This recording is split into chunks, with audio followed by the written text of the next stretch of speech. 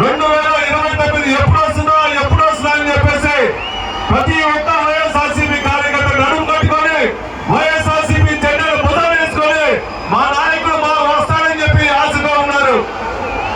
ఈ టైంలో ఈ 2 సంవత్సరాల టైంలో వైఎస్ఆర్సీపీ కార్యకర్తల్ని నాయకుల్ని ఎంతలా ఇబ్బంది పెట్టారో అంతలా ఇబ్బంది పెట్టారు. నా పక్కన విష్ణు ఉన్నాడు. విష్ణుడు కూడా ఊరి చిన్న ఊరు 1000 పాపులేషన్. ఇతను మేము రౌడీ షీట్ ఓపెన్ చేశారు, స్టేషన్ లో కొట్టారు, బెడ్ తీసుకొని కొట్టారు. అయినా వంగల పార్టీలో జారమన్నారు. లెక్క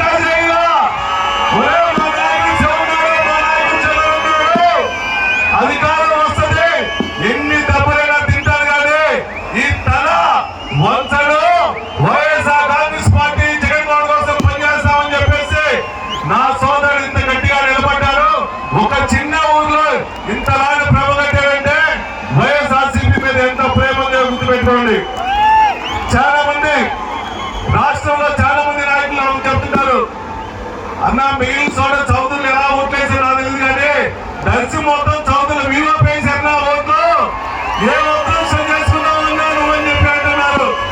మొట్టమొదటి నుంచి మా నాన్న పుచ్చవల్లి సుబ్బారెడ్డి రాజకీయం చేసినప్పుడు కూడా కులాలకి మతాలకి అతీతంగా ప్రతి పేదవాడికి న్యాయం చేసే కాబట్టి మమ్మల్ని అందరూ గౌరవిస్తున్నారని చెప్పి సభను తెలియజేస్తున్నా.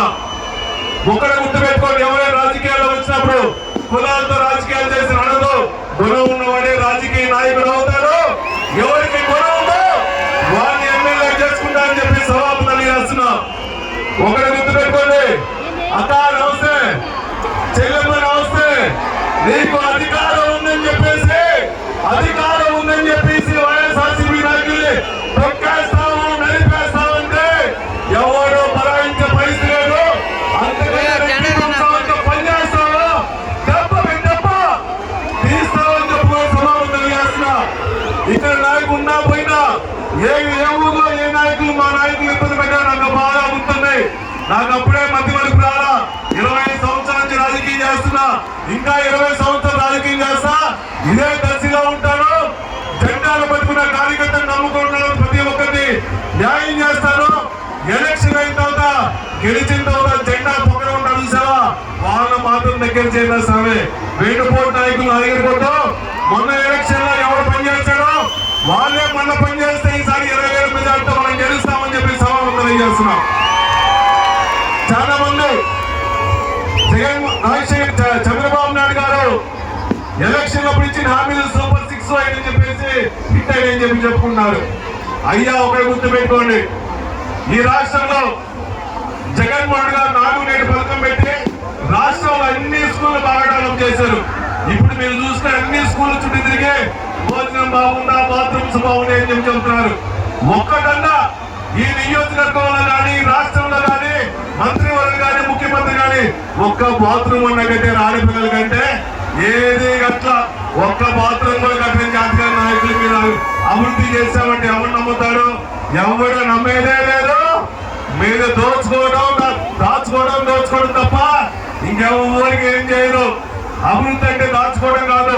ప్రతి పేదవారికి అభివృద్ధి పథకాలు జగన్మోహన్ గారు కులాలకి మతాలకి పార్టీలకు అతీతంగా ఇంటి గడపకు తీసుకొచ్చిన పథకాలు ఇస్తేనే అభివృద్ధి తప్ప మీరు నాయకులు అభివృద్ధి చేసినంత మాత్రాన డబ్బులు జోబులకు పెట్టినంత మాత్రాన అభివృద్ధి కాదని చెప్పి సభను తెలియజేస్తున్నా. ఇంకోటి చెప్తా ఉంటారు, అయ్యా మీకు 11 సీట్లే కదా సర్వే వచ్చింది, 11 సీట్లు అయ్యని చెప్పారు.